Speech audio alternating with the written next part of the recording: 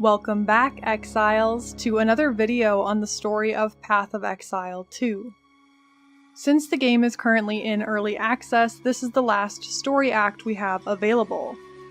There is a chance parts of the story will be changed for the full release, especially since right now Act 3 has a canon ending and a non-canon ending that brings players to the endgame. In addition, way more than the previous acts, Act 3 requires lore and history knowledge to understand what is actually happening in the act itself.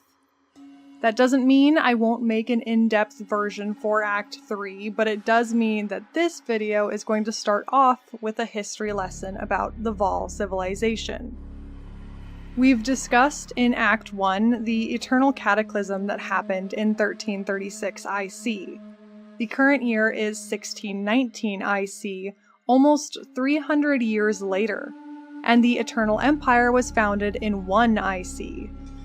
The Eternal Empire lasted a little over 1300 years, when the powerful thaumaturge Malachi had communion with the beast and caused the Eternal Cataclysm. But that was not the first cataclysm on Rayclast. In 400 BIC, 400 years before the founding of the Eternal Empire, the Vaal caused their own cataclysm, known as the Fall of the Vaal, or the Vaal Cataclysm. The Vaal were as powerful, if not more powerful, than the Eternal Empire. And we don't know exactly how long the Vaal civilization lasted, because written history, at least what was preserved of it, started in 900 BIC. We know that Sin, the Hooded One, visited the Vaal and described them as the height of civilization, even before the beast was created, and I believe Sin created the beast well before 900 BIC. Written history began when the Vaal taught the neighboring Azmiri people to write, and in those writings the ancient Azmiri described the Vaal as having flesh adorned with glittering crystals, which were presumably virtue gems. Since virtue gems come from the beast, the Vaal were powerful much longer than the 500 years between 900 and 400 BIC we have specifically accounted for here. Once the beast's nightmare began, the Vaal reveled in corruption and thaumaturgy, empowering skill or virtue gems, crystals, and machinery with human sacrifice, and pushing the boundaries of existence and mortality through deplorable and excessive experimentation. The cruelty and dominance of the Vaal is made clear in Path of Exile 1 through lore and flavor text of unique items. We as players can see how powerful virtue gems are on their own. The Vaal boosted them even farther by imbuing them with human souls, and this variant of gem was known as a Vaal gem by modern exiles, or Tears of Magi by those ancient peoples. But like the Eternals, their fascination with the beast and corruption was the cause of the Vaal Cataclysm. At that time, 400 BIC, the Vaal were ruled by Queen Atziri, and Atziri's right hand was the thaumaturge Doryani. Doryani was, in my opinion, the most powerful thaumaturge to ever live. Atziri desired eternal youth, beauty, and life. By Atziri's command, Doryani worked to help her achieve immortality at any cost. And by Atziri's endorsement, Doryani was free to push the boundaries of humanity and technology as he desired. It is implied in PoE 1 that Doryani's ambition led him to communion with the beast, like Malachi after him, and that Doryani's actions caused the Vaal Cataclysm. Here, at the beginning of Act 3, we are dropped off at the sand-swept marsh, the farthest the Ardura caravan can travel before the lands become a dense jungle. We are going to the city of Utzaal, a famous Vaal city. Utzaal is not, however, where Queen Atziri reigned. Queen Atziri ruled the Vaal from a city called Vaal, which is actually where Sarn is now. The first Eternal Emperor, Tarkus Varuso, built Sarn on top of the ruins of Vaal as a symbol of starting a new civilization, free from corruption.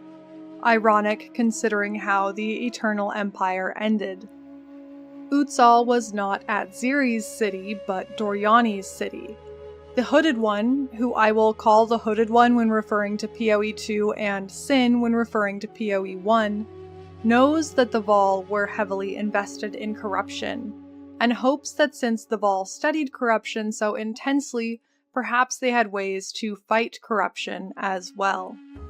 I'm not sure if the Hooded One knew that Utzaal is Doryani's city, but Utzaal was a seat of power for the Vaal and has never been looted or explored since the Vaal Cataclysm. It is impenetrable due to being strategically flooded and surrounded by hazards, both natural and corrupt. The ruins of Utzaal aren't hidden, though. Many people over the centuries since the Vaal Cataclysm have tried to pillage the place. In fact, right where the Marraketh caravan drops us off, we see an expedition logbook. PoE 1 players, or those who have reached the endgame, may recognize the name Expedition Logbook, or that the text format matches the ancient journals as seen in Expedition from PoE 1. So, another brief lore lesson. In Path of Exile 1, which takes place in 1600 IC, the exile meets 4 Kalguran people who have sailed to Rayclast to find an artifact left by their ancestors. The island or continent of Kalgur is somewhere to the far east, much farther than the island of Oriath where the PoE 1 exile is from. These 4 Kalgurans, Danig, Rog, Gwynin, and Tujin, are on an expedition, which is the name of their league and mechanic. Right after the Vaal Cataclysm, 400 BIC, the Kalgurans could see the red sky over Rayclast and took this as an omen. The ancient Kalguran king sent some of their most capable people on boats to see what was happening on that crimson horizon. It's unclear if these ancient Kalgurans even knew of Rayclast's existence before this, but upon arriving in Rayclast, seeing the devastation of the Vaal Cataclysm, they attempted to loot the ruins and colonize the land in the name of Kalgur. The artifact that these ancient Kalgurans lost was called the Triskelion Flame, an object that, for a time, could ward off the corruption of Rayclast and keep the Kalgurans safe. We learn the story of the ancient Kalgurans through ancient journals we find in Expedition Logbook maps. Utzaal is mentioned by name, the scribe writing, "The nobles of Utzaal had opened their own waterways and purposely drowned themselves, not as a mercy but to spite would-be looters. They were successful, for we could not drain the waters. Their treasures would remain lost." I speculated in my Settlers of Kalgur lore video that Utzaal was still on the mind of these modern Kalgur 2,000 years after their ancestors' arrival on Rayclast, and it appears this is correct. But I'm getting ahead of myself. While this expedition logbook is in the style of ancient Kalgurans, the text is not ancient. It mentions the Ziggurat Encampment, which hasn't been established for much longer than a year. The text describes a night when the painted men who had been hunting the writer's party stopped, unwilling to pursue them into the marsh. The writer does not see any danger, but both the writer and the painted men can sense something in the stillness. Perhaps the marsh itself was the danger the painted men feared, as it is filled with undead, necromancers, and plagued insects. Once we are across the marsh, we see some of these painted men, the Auroch tribe. They are living people, but they are also cannibals, so we rush past to reach the Ziggurat Encampment. This encampment is built atop one of Utzaal's tallest temples, which pokes out just above the water that surrounds the rest of the city. There are 3 NPCs in this encampment, as per usual, but two of them seem to be having an argument when we arrive. These two are Alva and Oswald, who are both treasure hunters exploring the ruins of Utzaal in hopes of finding a way to plumb its depths. The third is Servi, a local guide. I will start with her as I have the least to say about her, which is a bit unfortunate. Servi is from a local tribe to this area, but not either of the local tribes we get names for.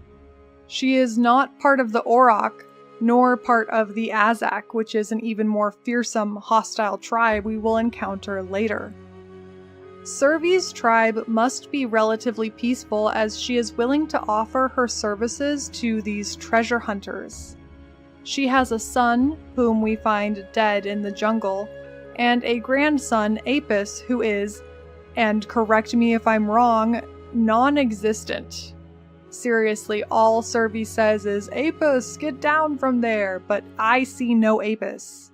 There is no Apis. Servi does offer information about the various places you can travel to in the jungle, but even that boils down to don't go there, don't do that. So we don't learn much about the area from her and we never take her advice. Perhaps there is more to be added for Servi, her unknown tribe, and her invisible grandson. A character returning PoE 1 players will recognize is Alva, treasure hunter extraordinaire. She is carefree, daring, optimistic, and young. I'll talk more about this later, but it's important to note that this Alva, PoE 2 Alva, is the youngest Alva we have ever met. This is Alva's first encounter with the player. She is older in PoE 1, 20 years in the past. If you're confused, don't worry about it. Alva is originally from Oriath, the small southeastern island where players are exiled from in PoE 1. Very briefly, some basic info about Oriath. Oriath was less affected by the Eternal Cataclysm than other places due to its distance from Sarn. The island is home to the Templars, a religious order that follow the teachings of the god Innocence, Sin's brother. They claim to value purity and righteousness, but are truly some of the shadiest, most hypocritical religious zealots by the time PoE 1 takes place. In the Age of the Eternals, however, the Templars were led by an actually virtuous High Templar named Vol. High Templar Vol led the Purity Rebellion of 1334 IC, uniting the oppressed cultures of Rayclast like the Ezamites, Mariketh, Karui, and even lower-class Eternals, to dismantle the Empire and stop the reign of the corrupt Eternal Emperor Chittus Parandus. Even though Vol was killed by the Eternal Cataclysm, the Templars remained in power over Rayclast, since their High Templar had technically ruled Rayclast for 2 years, and the island of Oriath was relatively unscathed. However, in PoE 1, when the gods reawaken, the most powerful god that player exiles must defeat, Kitava, awakens on Oriath. Kitava is a Karui god, yes, but Kitava was trapped in a stone by another Karui god, Hinekora, and that stone just so happened to be used to create a statue of the Templar god Innocence that sat in Theopolis, capital of Oriath. So, Kitava wakes up on Oriath, begins his rampage of endless hunger, and is empowered by some of the Karui slaves who were on Oriath. There's a lot of background. I highly recommend watching my Act 5 and Act 10 videos of PoE 1 if you want the full scoop. I also have videos about the Templars and Karui for even deeper dives. For what's happening here, it's important to note that Alva says she is from Oriath and that she wants to start an archaeological society called the Reliquarians. She wishes She wishes she could have founded the society on Oriath before it was burned down in the events of PoE 1, because the Templars were very invested in collecting artifacts and relics, especially of the Vaal and Eternal. Many historical artifacts have likely been lost to the devastation of Oriath. Regardless, Alva has a wealth of knowledge about the Vaal and their artifacts. In fact, Alva knows that a device the Vaal believed would save their people from the Cataclysm is rumored to be inside the very Ziggurat we stand on.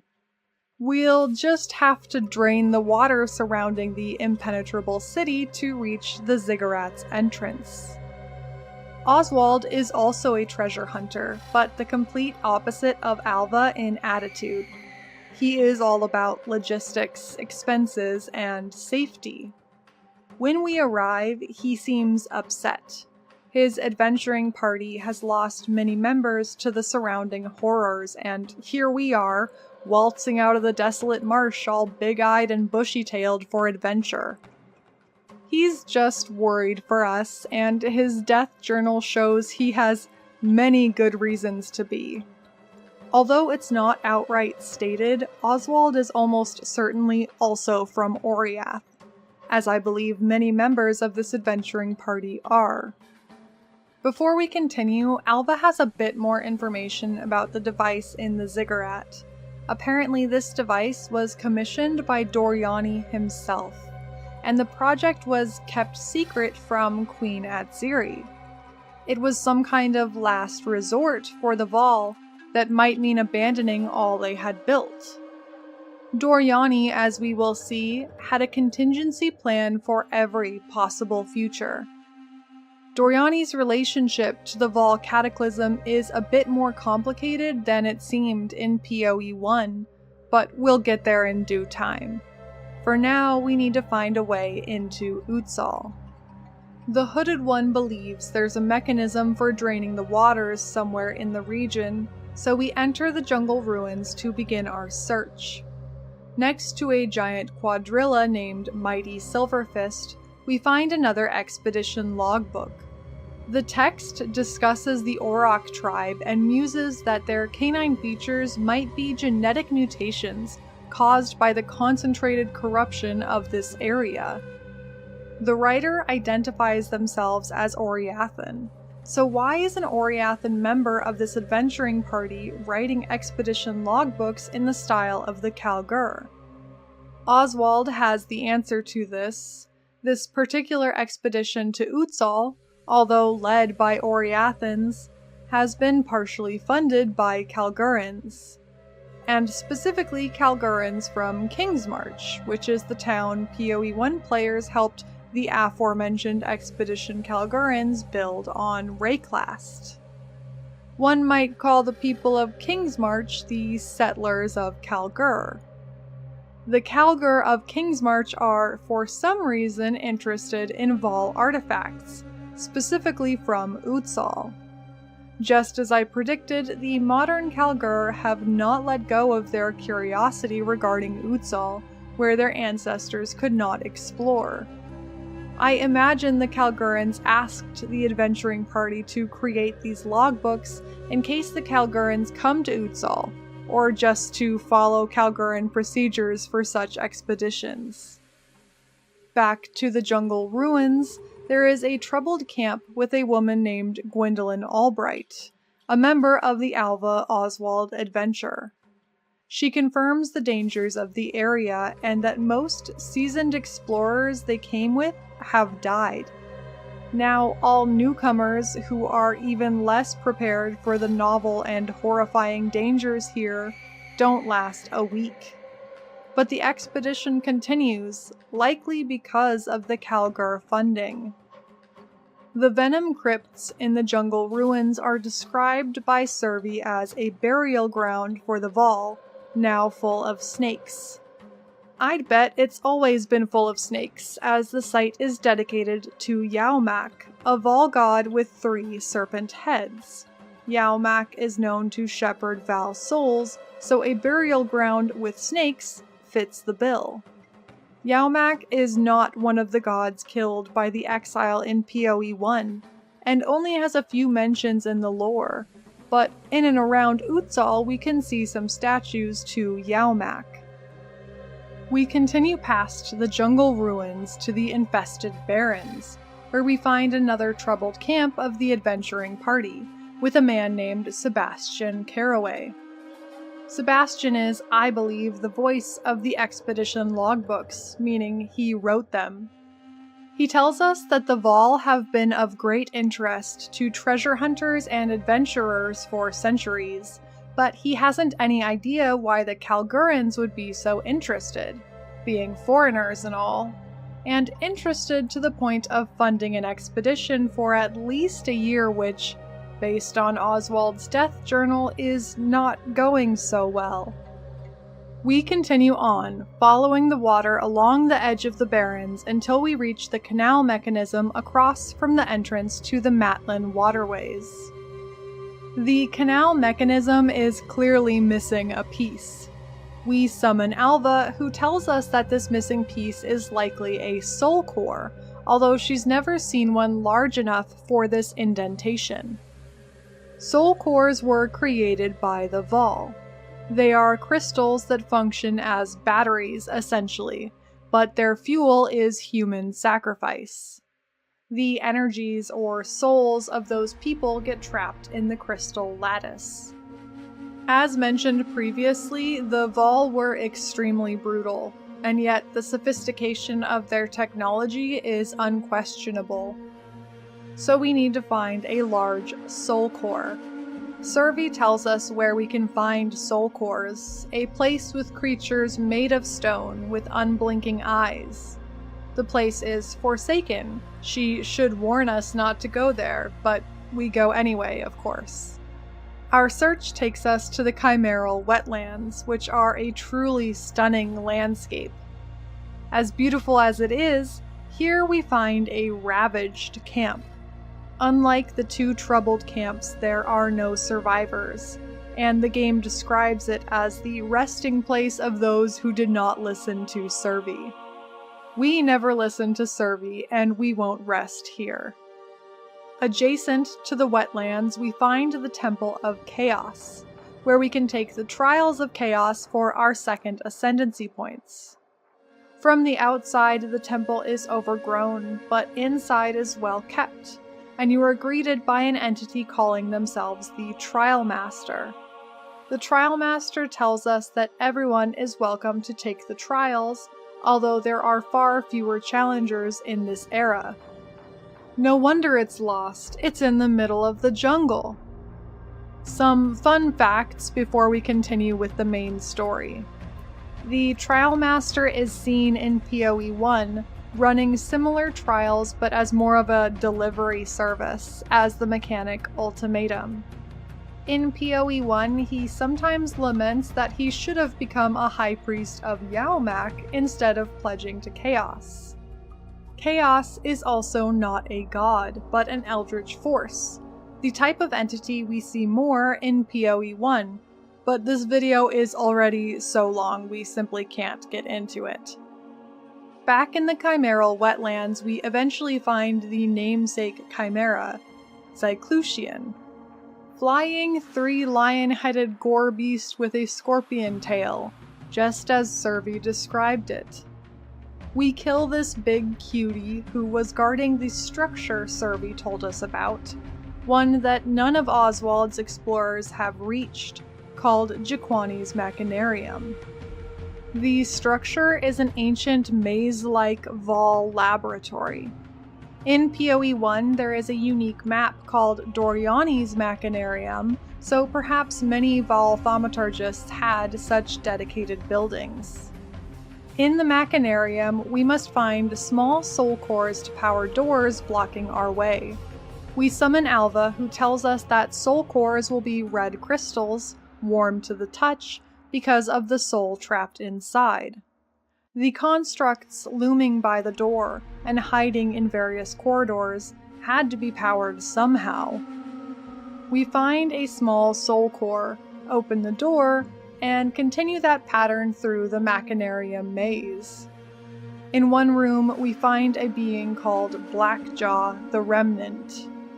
He looks to be made of stone, but his design is dissimilar to the other constructs. Texts we find from Jiquani explain that Ixtlotl the Blackjaw was a criminal that was trapped in a soul core as punishment. Apparently, soul cores work like soul prison, and Blackjaw was in solitary confinement. But if he's out here, who is in the soul core? That would be Jiquani himself. Jiquani was a contemporary to Doryani, and was part of Doryani's contingency plans. Jiquani was warned that if the sky turned to blood, the worst had happened, and Doryani had asked him to put his own soul in the large soul core we now seek when the Cataclysm started. Jiquani removed Blackjaw from the soul core and put his own soul inside, into a punishment worse than death, according to Jiquani.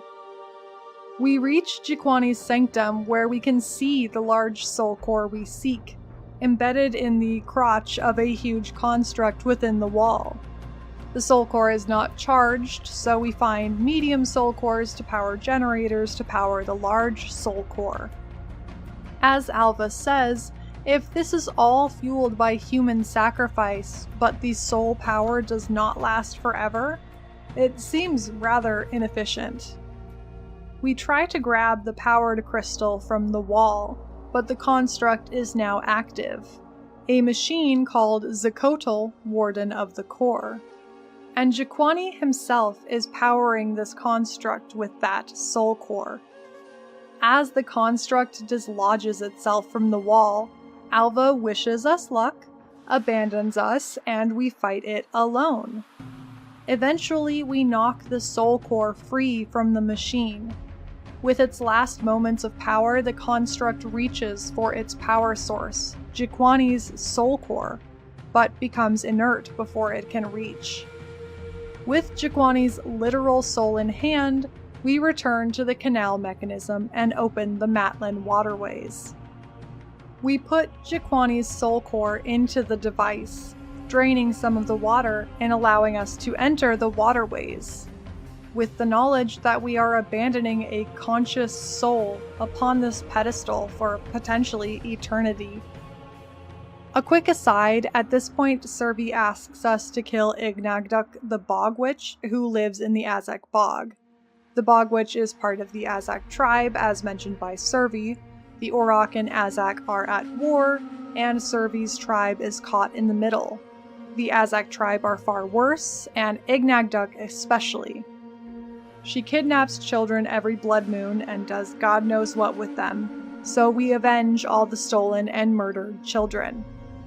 The Auroch and Azak were never mentioned in PoE 1, although Servi says they've been fighting almost as long as the Vaal have been gone. But it is interesting that the Azak are also in the Matlan Waterways that we have just gained access to. We traverse the canal, pulling every lever we can as we fight Azak monkeys and beached lizards, until we reach the big lever. We pull the big lever and win the jackpot. The water around Utzaal drains, and the drowned city is revealed. Returning to the Ziggurat Encampment, Alva has already traveled into the city without us. She's glad we survived our fight with the construct and got the large soul core. Now we have another problem. The door to the Ziggurat is locked, missing some object that functions as a key. This Ziggurat is actually the temple of Kopec. Kopec is a Vaal god of the sun, but he is not mentioned in PoE 1. Inside this temple is where the device is rumored to be, so we explore the ruins of Utzaal to find this key. The city itself is huge and was an absolute nightmare to navigate before you could use checkpoints for fast travel. There's surprisingly little to see or interact with in the drowned city, but there are plenty of hiding places for monsters. If you talk to Oswald after draining the water around Utzaal, he will ask you to find a site dedicated to Kamasa, the Vaal god of wealth. If you don't talk to him and find the Molten Vault of Kamasa without him giving you the quest, you can scare the shit out of him by summoning him down into the dangerous depths of the drowned city. Whether he expected it or not, Oswald is so thrilled by the discovery, he considers going inside with us, but thinks better of it. Kamasa is another Vaal god that has no appearances or references in PoE 1, but Oswald knows all about him. I'm going to save the details for the in-depth video, but Kamasa was represented by monkeys, and therefore every treasure hunter knows that when exploring Vaal ruins, monkeys means gold. Searching the Molten Vault, we find a large golden being slamming a hammer into a wall that is currently keeping lava contained. This wall is actually a sluice holding back the lava, and when we pull the lever connected to the sluice, his hammering gets faster. We descend into the lava canal for some godforsaken reason to face Mechtel, the Forge Master. Mechtel cracks the wall open. Not sure why we even pulled that lever, and the molten substance pours over him and into the canal. Mechtel is, quote, empowered by molten gold, so perhaps this isn't lava, but gold. We must avoid the molten gold and his slams, and once defeated, Mechtel drops the Hammer of Kamasa. Returning this hammer to Oswald gives you access to the reforging bench.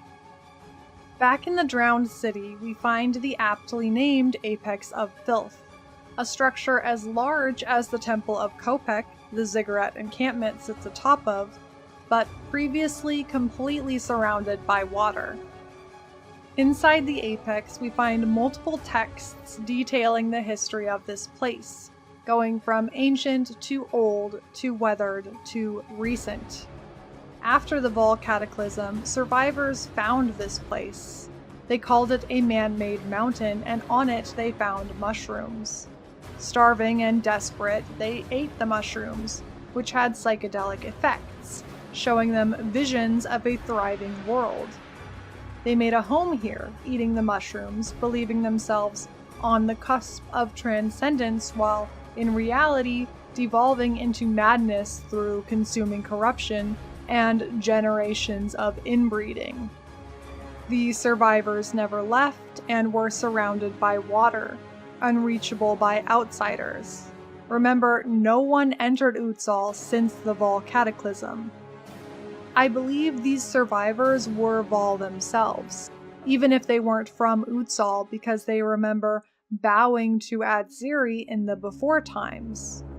But now they bow to their mother instead. This is very literally their mother, the incestuous Queen of Filth, who is now the source of the trippy mushrooms these creatures still consume. You can tell how devolved they've become in the recent carving. Short, rabid sentences. Although there is something to the statement, Queen reigns eternal under sky of blood, regarding Queen Atziri, but we have to keep it going. We'll be talking a lot about Queen Atziri in the in-depth video. It is important to clarify that the Queen of Filth we fight here is absolutely not Queen Atziri. She's just a regular giant incest mother who grows mushrooms for her violent inbred children. Although not all of the creatures here are hostile. There is the kindly crone called the Cauldron Keeper, who will take mushrooms you give her and put them in a cauldron to create flasks. Knowing the effects of these mushrooms, though, maybe don't drink from the cauldron. The Queen of Filth really lives up to her name. I had to laugh at this fight. I don't even think I can show the intro to it. This woman is absolutely foul. When we defeat her, the Temple of Kopec key comes out of somewhere. I don't even want to know. We should really wash off this baby-shaped key before we go. We take the golden idol to the doors of the Temple of Kopec, at the base of the ziggurat, and it fits, allowing us to enter. Inside we find more living beings, but these people don't seem deformed. Perhaps altered by corruption, but relatively normal in appearance and stature. What is not normal is the absolutely huge, blinding sun at the center of the temple. The sun will burn you if you don't stay in the shadows, but the people here are worshipping the sun, kneeling in its burning light. So maybe they aren't exactly normal. Could this sun be the device meant to save the Vaal from the Cataclysm? As we ascend through levels in the temple, we reach the top and see a platform built over the sun. As soon as we step off the staircase, a voice says, "Welcome, honored guest," as if we are expected. The voice reveals itself as Ketzuli, High Priest of the Sun. His appearance resembles Midra, Lord of Frenzied Flame from the Shadow of the Erdtree Elden Ring DLC.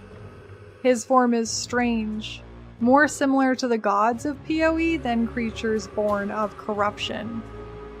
But he's not the god Kopec. We know for a fact Ketzuli was once a mortal Vaal, because you actually meet him in the current endgame. Although in the endgame his title is Ketzuli, Architect of Time, not High Priest of the Sun. That's called foreshadowing. We kill Ketzuli and nothing happens. We summon Alva onto the platform to help us. Alva confirms that the sun isn't the device we seek, as it doesn't match what the Vaal wrote about this place, but perhaps it powers the device. She investigates the platform we are on and reads the ancient Vaal written on it. It says, "Someone of Vaal blood." Alva thinks for a moment, cuts her hand, and drips blood onto the center of the platform, activating it. PoE 1 players will recognize this ritual, Alva using her Vaal blood to operate Vaal devices, and may be confused why Alva seems so surprised at its success. This is more proof that Alva is the youngest Alva we players have ever encountered.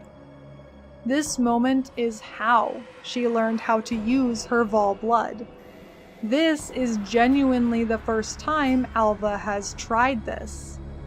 Further evidence that this is the youngest Alva, she mentions in the beginning of Act 3 that she wants to start an archaeological society called the Reliquarians.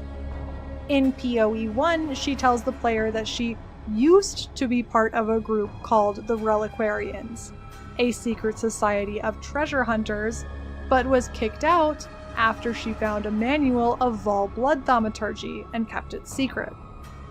She does also say in that PoE 1 dialogue that she was part of High Templar Dominus's navy, and that the Reliquarians were on Oriath funded by the Templars, which complicates things, and once again I am forced to drop the tangent and keep going.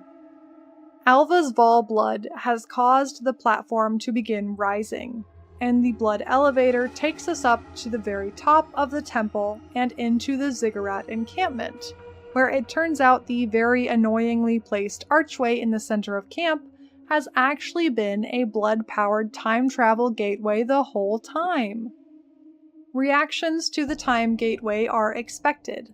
Servi is horrified, the Hooded One is impressed, but Oswald has some great questions about this gateway.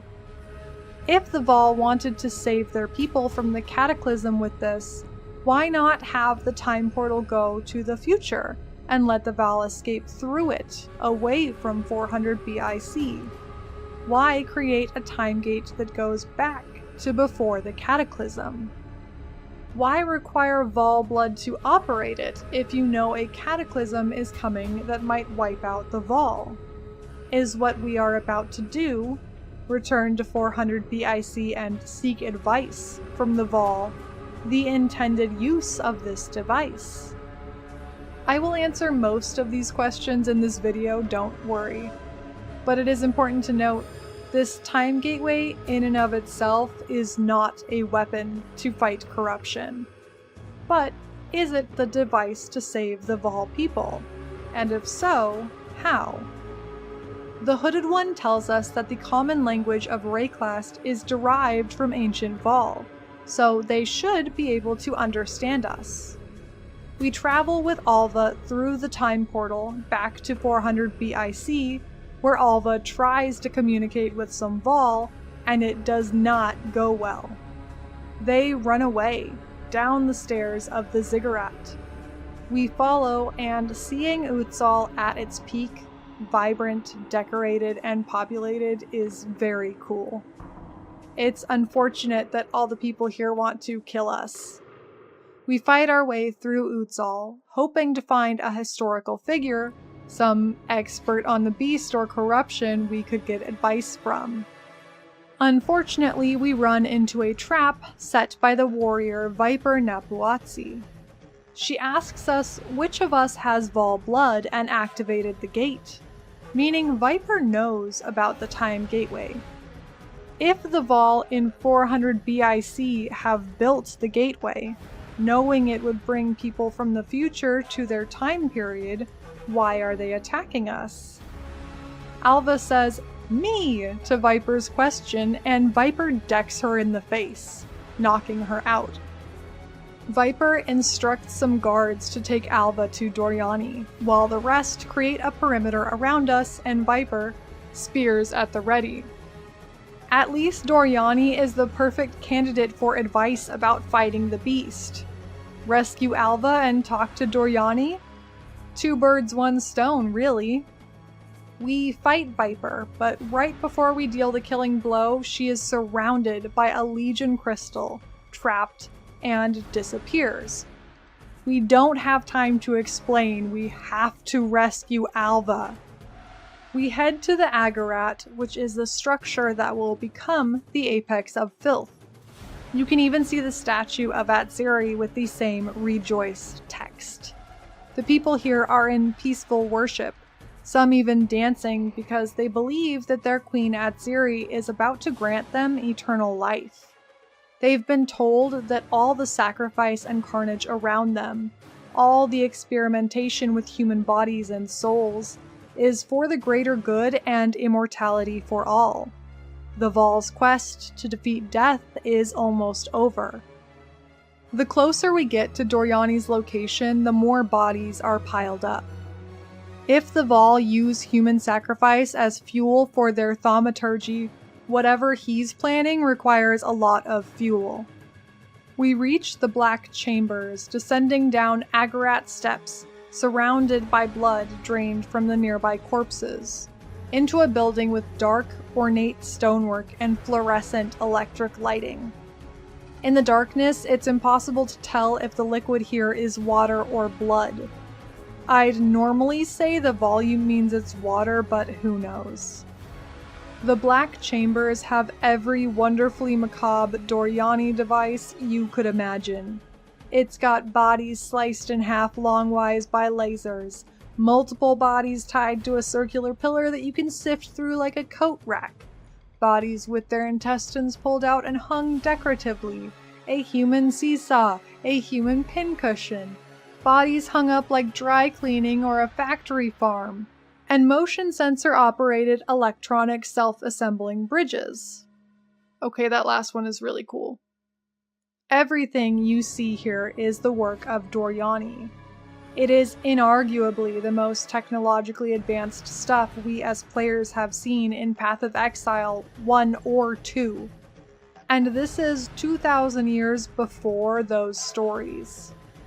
Obviously, the means by which Doryani achieved this technology and power are horrific, but Doryani has been a figure as mysterious as he is notorious. In PoE 1, he is alluded to many times in NPC dialogue, environmental lore, and flavor text, but he never actually appeared, not even as part of a league. Though with how often I've brought him up in past videos, you might think he was the main character. So let's talk about what we did know about Doryani in Path of Exile 1, before we meet him. Doryani was Queen Atziri's thaumaturge. Their relationship mirrors that of Eternal Emperor Chittus Parandus, the ruler of the Eternal Empire before the Eternal Cataclysm, and his thaumaturge Malachi. As we discussed in the Act 1 video, Malachi was the cause of the Eternal Cataclysm through his communion with the Beast, living inside the Beast and becoming part of it, being able to influence the Beast's corruption. This influence over corruption is called Nightmare. Think of the physical manifestations like virtue gems and undead as corruption, and the magic behind it, the thaumaturgy, as nightmare. The corruption is inevitable, but the flavor, or way that it manifests, is nightmare. It was the Beast's nightmare that compelled Malachi to enter it, starting Malachi's nightmare. Path of Exile 1 implies that, like Emperor Chittus and Malachi, Queen Atziri and Doryani went too far with their manipulation of corruption, and Doryani, ever ambitious, communed with the Beast, in a similar way to Malachi. In Act 3 of PoE 1 in the Library of Sarn, the ghostly historian Siosa translates some ancient Vaal writings for us. His translation skills are rough, but the pages describe Doryani's cradle, a physical part of the massive beast where virtue gems were being brought for communion. The pages say this will be the Vaal's final night of fear and suffering, hoping this communion will help them somehow, but instead the Vaal Cataclysm occurs. In Act 9, we even enter a hole in the beast which Sin calls an ancient wound wrought by that Vaalish overreacher Doryani. It made sense to assume that Doryani, like Malachi, communed with the beast and caused the Vaal Cataclysm. Flavor text on unique items is not canon, but some uniques even explicitly blamed Doryani for the fall of the Vaal. Fighting through the Black Chambers, he seems like the type of guy to push his thaumaturgy past its limits, to pull an Icarus, if you will. But as we get closer to him, he yells, "Fool, there's no time. Atziri will soon commune with the beast." It wasn't Doryani that communed with the beast and caused the Vaal Cataclysm. It was Queen Atziri. In fact, all this talk of contingency, this secret project Doryani has been working on, is Doryani's attempt to stop Queen Atziri from communing with the beast, or deal with the fallout if she does. Atziri believes that communion with the beast will grant her the eternal life and beauty she seeks, that Doryani has not been able to give her. Doryani is not able to betray or defy his queen openly, so he has been working in secret to find ways to buy more time before her communion or stop the cataclysm that would result from it. Utzaal is Doryani's city, and he has planned for every omen that the Vaal Cataclysm is approaching, including our arrival. We reach the central chamber and find Doryani up above the testing pit, with Alva restrained, perhaps excessively. He turns to us and says, "At the eve of the end, the demon of Atzawatel has finally come for me." For my PoE 1 players, he is referring to us as the demon of Atzawatel, not Alva. I'll address this more later when I explain what Doryani's full plan was. For now, we must fight the most powerful thaumaturgist to ever live. He attacks first with Doryani's Fist, the unique gloves that High Templar Dominus also uses 2,000 years later in PoE 1.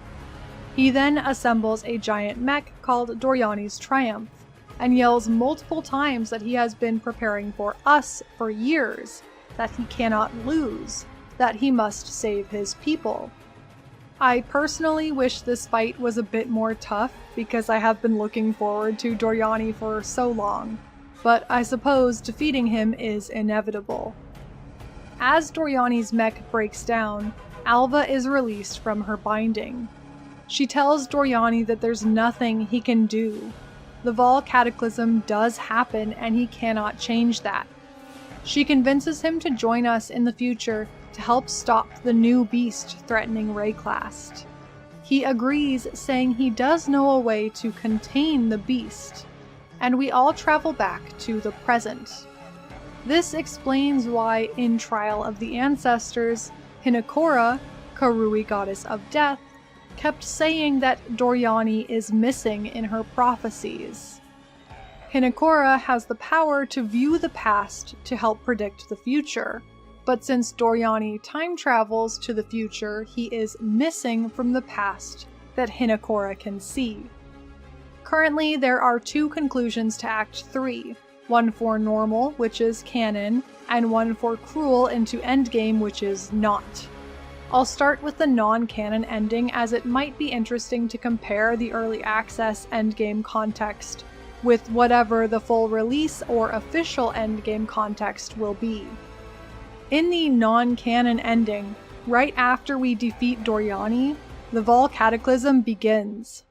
Unable to reach the time gateway, Doryani brings both Alva and the player to the Ziggurat Refuge, which in the future is the entrance to the Temple of Kopec.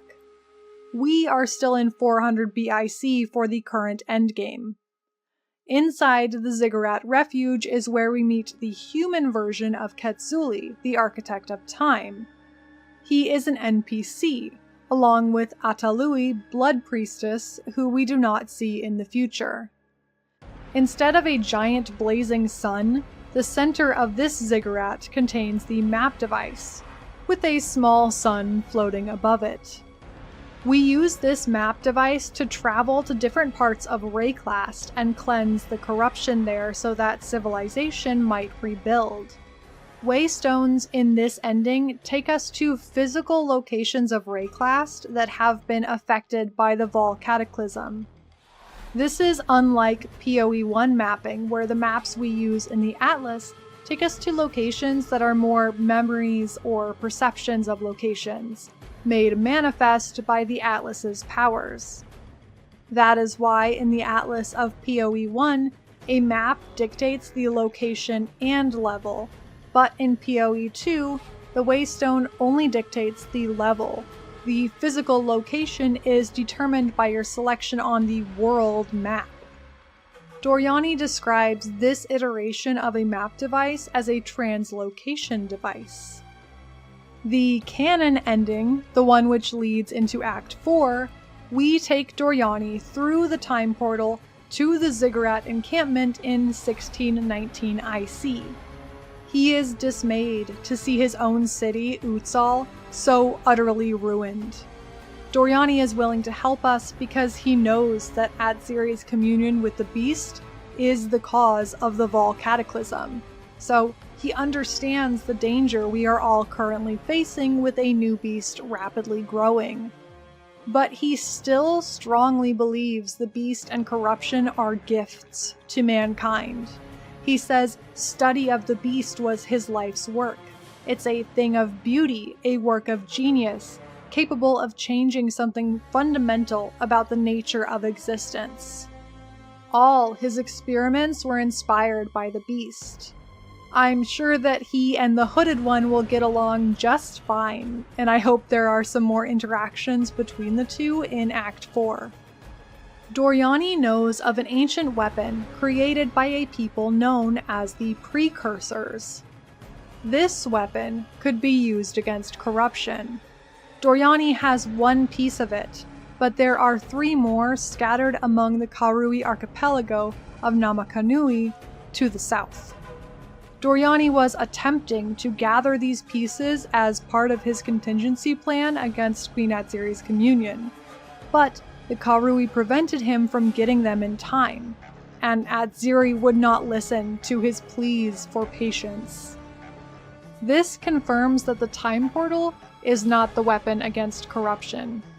In Act 4, we will travel with Doryani to the Karui archipelago to find the remaining 3 pieces of this precursor weapon. The time portal, the device that actually existed in the Temple of Kopec, won't help us find this precursor weapon.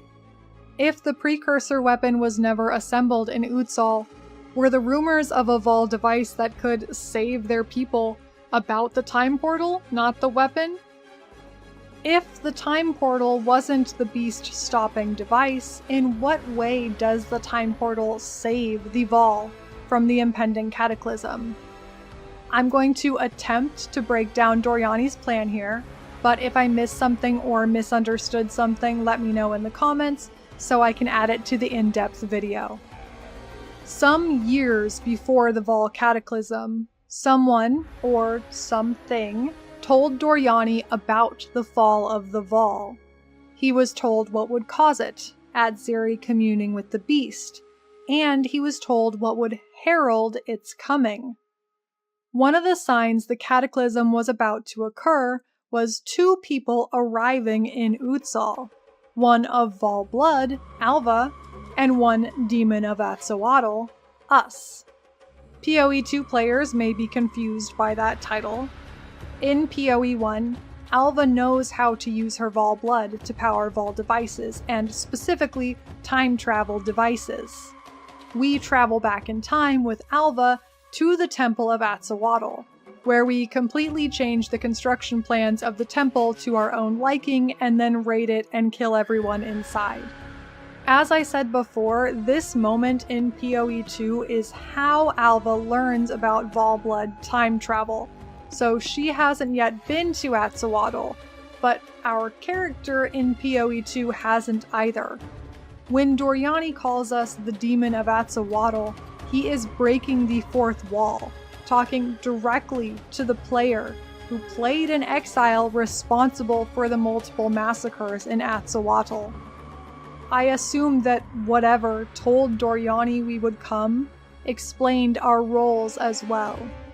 I do not think he has seen our character in Atzoatl, but he knows who we, the player, are, regardless of which character we appear as in this moment.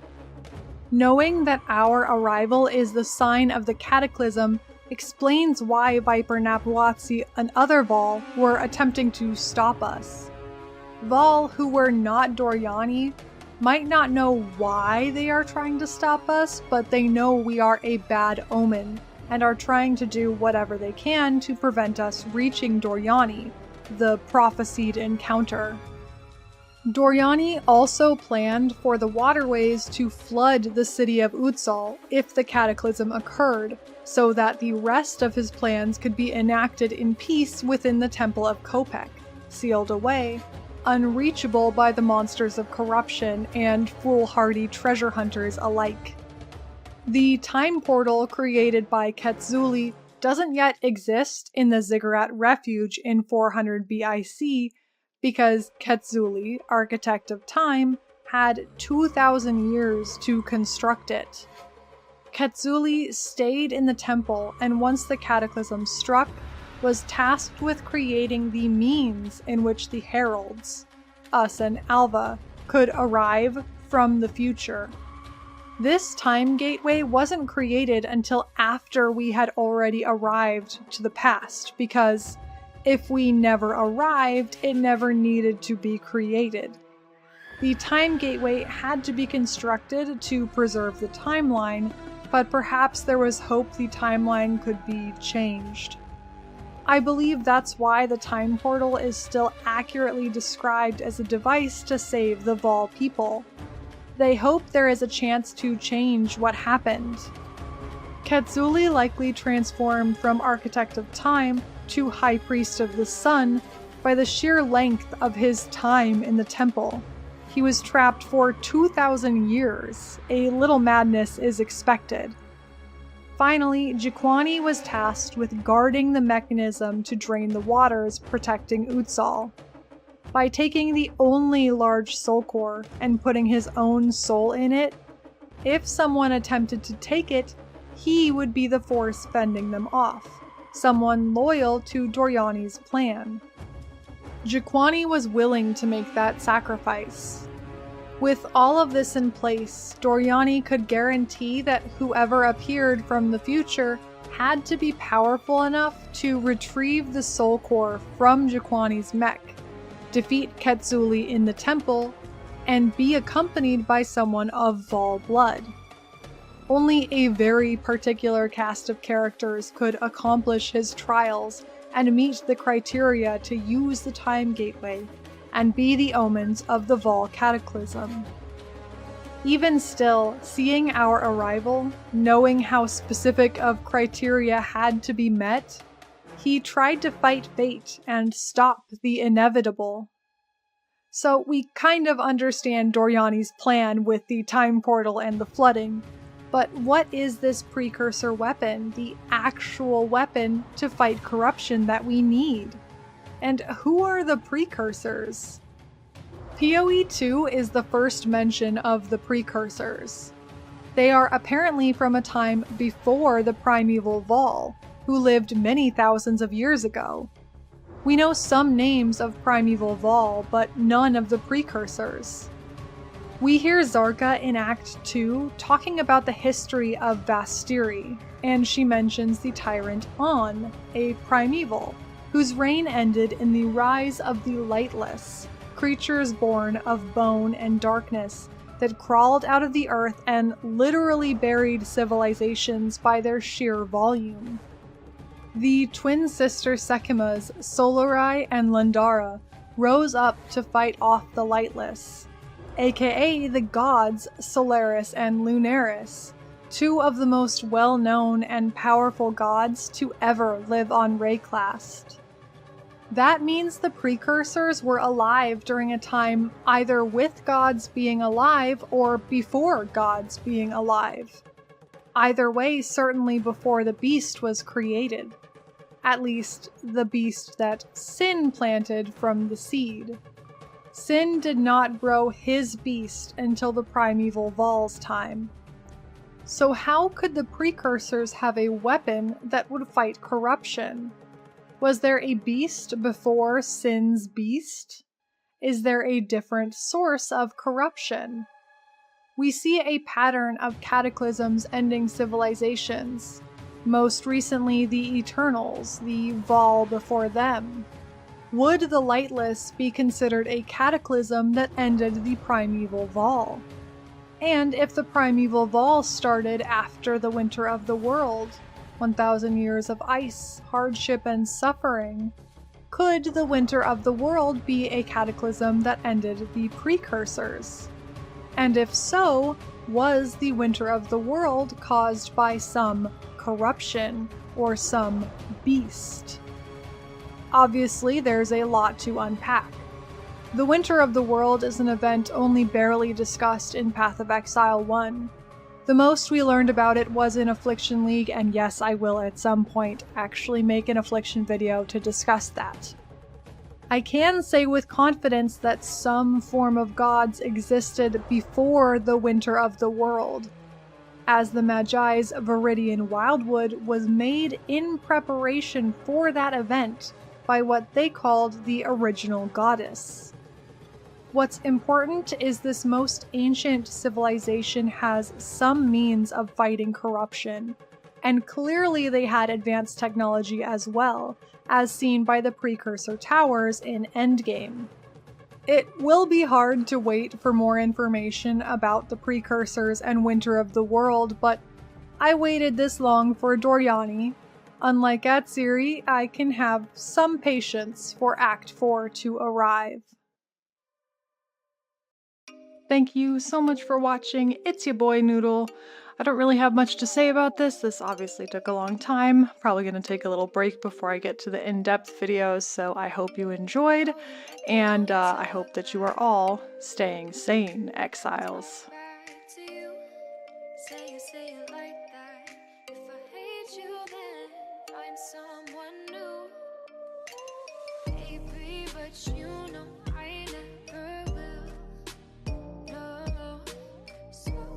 Choke